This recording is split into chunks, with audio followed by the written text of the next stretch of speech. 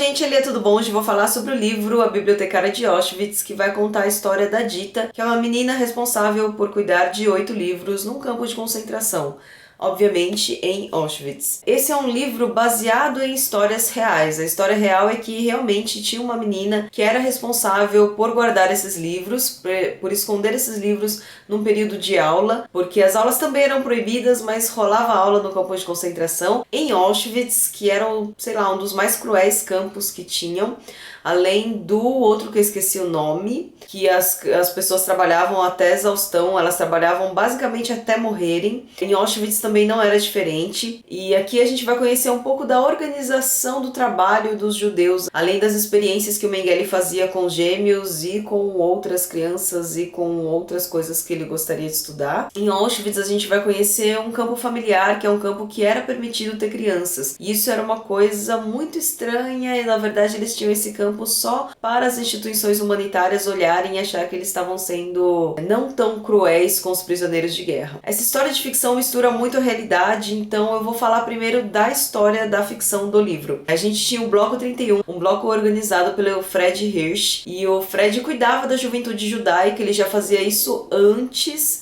mesmo deles serem levados para o gueto de Terezinha, antes mesmo de começar a guerra. Ele cuidava da juventude judaica, não só ensinando os costumes da religião, como também introduzindo essas crianças, os jovens, no esporte. Ele mesmo nunca parou de praticar esporte, mesmo no campo de concentração ele corria em volta dos barracões e levava bastante gente com ele para correr junto. Primeiro para a mente dele, porque fazer exercícios fazia com que a mente dele não ficasse tão louca nesse meio, e para que ele também lutasse contra os conflitos que ele tinha na cabeça, e para dar uma distração para as pessoas, porque ele realmente se importava com isso. Então, uma das coisas que o Fred fazia pela comunidade judaica nos campos de concentração era manter uma escola clandestina. Na verdade, esse barracão era só para distrair as crianças, já que elas não tinham força para trabalhar quebrando pedra, nem tirando lama das ruas, nem fazendo todo o trabalho pesado que os adultos faziam. Que, na verdade, tinham alguns professores que se disponibilizavam a dar aulas para essas crianças. Aí que entra a Dita. A Dita é uma menina destemida, ela tem 14 anos e ela consegue fazer parte dessa comunidade que cuida da educação das crianças judaicas nos campos de concentração. Ela tinha o dever de cuidar de 8 livros. Quando as aulas começavam, ela disponibilizava os 8 livros para os professores. No final do dia, ela pegava esses 8 livros e guardava no esconderijo novamente. Esse esconderijo que era protegido pelo Fred Hirsch, que era o mesmo que falava assim, sem medo, na verdade com medo, mas com muita postura na frente dos soldados e de qualquer tenente, qualquer sargento ou até o próprio Mengele que ia lá fazer inspeção no barracão.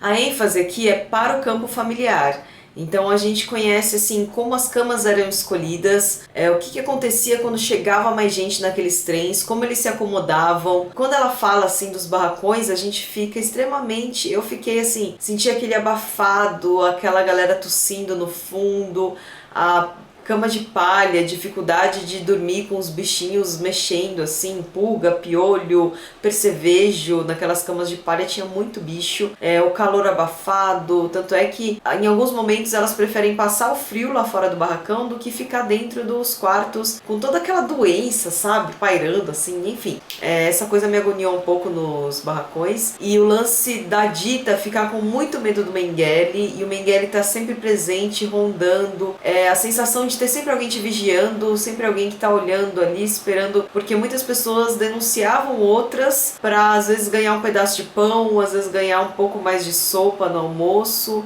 Na verdade, acho que eles faziam uma refeição por dia só. Chegou um momento que eles faziam uma refeição por dia só, então, não em Auschwitz, mas quando eles saíram de lá, que já estava no finalzinho da guerra. E a gente também tem toda a passagem de um grupo enorme, de mais de 3.000 pessoas, indo para a câmara de gás. Depois a gente vê a Dita obrigada também a carregar alguns corpos de pessoas que morreram nos barracões. E é uma coisa muito doida, assim, a gente tem um campo familiar, a gente tem a presença de crianças. É muito legal quando a Dita fala sobre alguns livros ou quando alguém conta de algum livro para ela, porque além desses 8 livros tem as pessoas que decoraram histórias e contam, passam para outras pessoas. Isso é bem legal. E é isso, gente, só tem 2 coisinhas que, sei lá, às vezes eu faço isso com vocês, né? E na página 348 tá escrito: lembra de ela foi, acho que era lembra se ela foi companheira no campo de um momento, blá blá blá. E outra parte na página 343, o soldado olha para ela,